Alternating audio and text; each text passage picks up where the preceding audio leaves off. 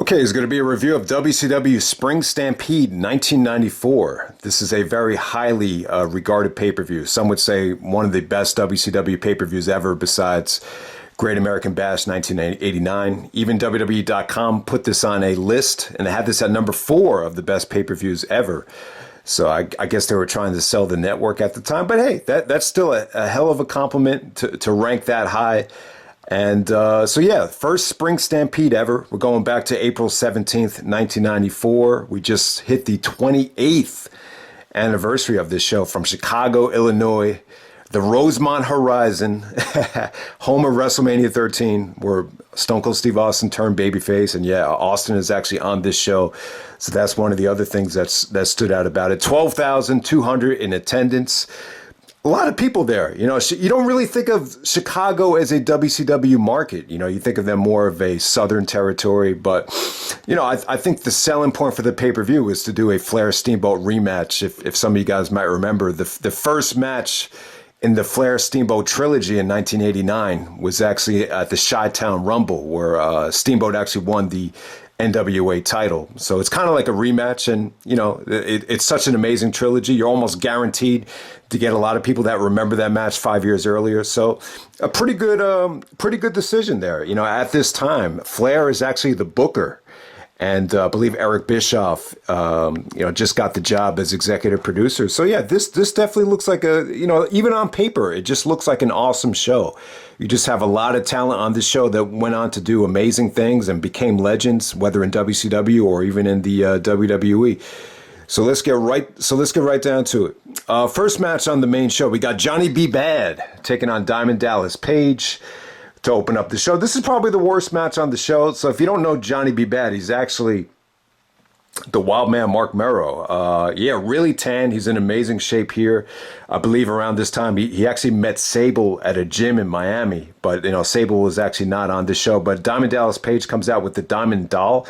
I'm assuming that's Kimberly. And DDP at the time was you know what? I just watched the documentary on Peacock, the DDP documentary, and what really stood out was just how negative so many people were about DDP starting at age 35. It's like, oh, he's starting at age 35. There's just such an unrealistic goal to try to become a wrestler. But you know what? Like when you look at like who's dominating the match quality even today, like I would say guys in their 40s, like a Bryan Danielson, CM Punk, Edge, Randy Orton. You know, I would even say today, you know, probably the 40-year-old bracket is still probably the best. So I just don't understand why so many people were so negative on DDP starting at age 35. But, you know, things definitely turned around for him. DDP didn't look good here. He looked a little bit overweight.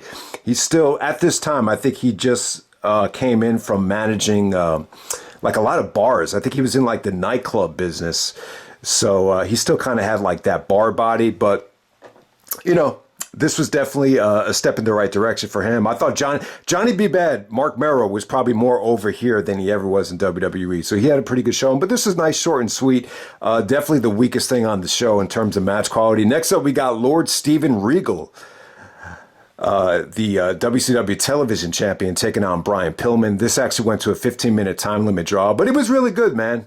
This was good stuff. A lot of times when Regal would wrestle Edge, or you know, they stick him with an opponent for anything over 10 minutes in WWE. A lot of times it just didn't really resonate with the fans. This was good stuff, though, man. I thought Regal looked very athletic here, but at the same time, this is more about just, you know, establishing Regal as a just a submission technician here, man. He just looked great. All of his holds just came off really well. They came off crisp. Everything had a purpose behind it, and the fans really weren't bored by it. They really got behind Pillman right before the time limit expired. You know, Pillman tried to suplex Regal back into the ring to get the pinfall, but the time limit did expire. But yeah, I'll give it up. You know, this felt more like a Regal match than a high-flying Pillman match, but I thought it was solid stuff. Really, this is probably going to go down as the most underrated thing on the show. I knew nothing about this match, and I thought it was really good. So really good stuff there. Okay, next up we got the Nasty Boys taking on Cactus Jack and Maxx Payne. This Chicago street fight. Okay, so this is on Foley's original DVD set, Mick Foley's Greatest Hits and Misses. So I was never a huge fan of this match, but you know, I get why Foley looks at this match in very high regard because I guess this is one of the few times in WCW where he was allowed to just go out there and do his thing. Not a big fan of the match, though, like just for my personal taste. If you love hardcore wrestling, you'll like this. I think for 1994 at the time, it was pretty groundbreaking. The worst thing about it is you had a two-shot. So you had two different things going on at the same time. Everything was out of the ring, in the crowd, or in the middle of the ramp. So I don't know. I hate looking at matches when you got a two-shot. That's like my biggest gripe with it. But yeah. Pretty cool stuff. The coolest part of the match is when Foley actually takes this really long ass wooden table and and actually suplexes it onto the Nasty Boys. Nasty Boys are definitely in their element here. Foley took a bump onto the concrete. But yeah, I was never a huge fan of this match. It's a pretty famous match. If you're a Mick Foley fan, most people have already seen this thing. So it's one of those historical matches. But yeah, just for my personal taste, I'm just this would probably be one of the weaker things of the night for me. But for other people, it'd probably be the highlight of the night. Okay, next up we got Steve Austin, the United States champion, taking on the Great Muta. So Austin at the time was actually managed by Colonel Rob Parker. He looks like he's straight out of Texas. He's got the Texas hat. I'm assuming he's from like the Dallas area. So yeah, he was really a huge part in the match at ringside here. Austin pretty much controlled the whole match. He had this abdominal stretch on what seemed like forever, but Muda actually countered it, and then the fans really got behind Muda. Muda actually busted out a Hurricane Rana off the top rope, which got a great reaction. You got to remember, this is 1994, so Muda's offense definitely came off great. And then all of a sudden, Muda actually backdrops Austin out of the ring, and then the then the referee actually calls for a disqualification. So in 94, dumping someone over the top rope is actually a DQ. So I don't know. I just don't think the match aged very well. At this time, Muda is actually a babyface. I believe he was a heel in 1989. So in some ways, this feels more like a NWA nostalgia show, like from 1989. It really does feel like they're trying to, maybe Flair being the booker had something to do with that. But yeah, pretty good showing by Muda. It's amazing how much stuff, Muda did in WCW. I totally forgot that he was even on this show. But, while I was watching Austin here, I couldn't help but to think of Eric Bischoff. Eric Bischoff actually fired Austin, the very next year. And he said to him, based on the amount of money we're paying you and the amount of time you've been incapacitated, we're going to exercise our right to terminate the agreement. I don't know why. Like the whole match, I was just thinking about, like, if I was Eric Bischoff, would I have fired Steve Austin? I kept forcing myself, just say no, just say no. But yeah, it's just funny because this is the same exact arena where Austin turned babyface against Bret Hart, the Rosemont Horizon, WrestleMania 13. So everything happened for a reason. And yeah, it was just cool to see Austin compete in the same environment, but this time in WCW. But yeah, I can't say the match was great from Austin's standpoint, but Muda's comeback was definitely something to see. It was still a solid match. I just don't think the ending has aged very well. That's probably my biggest gripe with it. Okay, next up, the WCW International Heavyweight Championship. We got Rick Rude, the champion, taking on Sting. Okay, so Rick Rude, very well known for getting the most out of the Ultimate Warrior. When you look at some of the Ultimate Warrior's best matches, I think every single time Rude and Warrior clicked, especially in SummerSlam, 1989 and 90, Rude really got a lot of good stuff out of Warrior. So if you could get a good match out of the Ultimate Warrior, you should be able to get a good match out of his former tag team partner, Sting, because Sting's a much better worker, right? But I would say no. I would say this really wasn't, I wouldn't say this was not better than the Rude Warrior match from SummerSlam 89. I still thought it was good. What really hurt it is the Vader and Harley Race interference. So Vader wanted a title shot, and they kind of double-crossed Rude and screwed Rude out of the match there. And I got to say, Rude was a little bit boring here. This felt a little similar to his performance at WrestleMania 4. I kind of, Rude really does remind me a little bit of Randy Orton with the physique and the headlock and a little bit of HBK too. HBK kind of bit the, showing the ass cheeks from Rude. You almost forget about that. That was kind of a same situation going on here. But I'll tell you what really was the highlight of the match is just Sting. You know, Sting was in great shape here. He was connected with the fans. His comeback was awesome.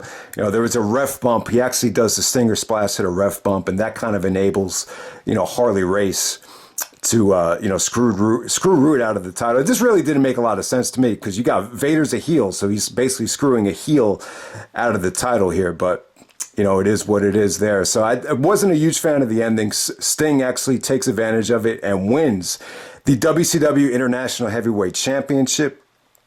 So this belt here, it looks, you know, it looks like the same belt where, you know, Hogan spray painted the NWO on, you know, the same belt that Jericho unified, you know, the same belt that Eric Bischoff gave to Triple H. So that really big, thick gold belt. And I believe at Clash of Champions in June, Flair actually unified the WCW title and this international title, and then I think Flair just kept this title, the bigger WCW belt. At this time, Flair is wearing more of a smaller championship as the WCW World title. You know, the same title that Vader had. So I'm just trying to explain what the WCW belt looked at the time. But I guess after Clash of Champions, they just kept, you know, what most of you guys remember as the World title or WCW title.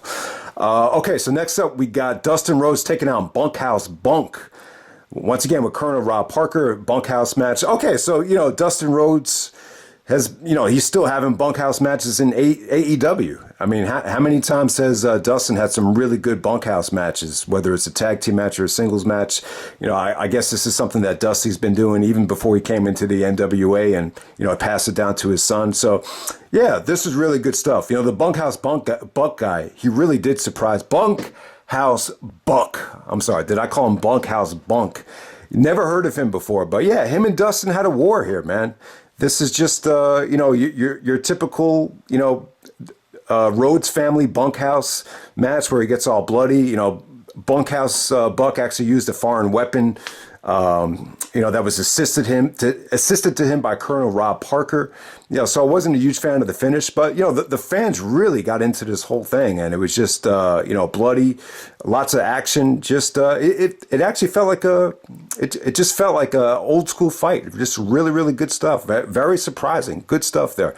Okay, next up we got Vader taking on the Boss. So Vader's out there with Harley Race. And the boss is actually the big boss man, Ray Traylor from Cobb County, Georgia. So it does make sense that, you know, Big Boss Man went to WCW if he's really from Georgia.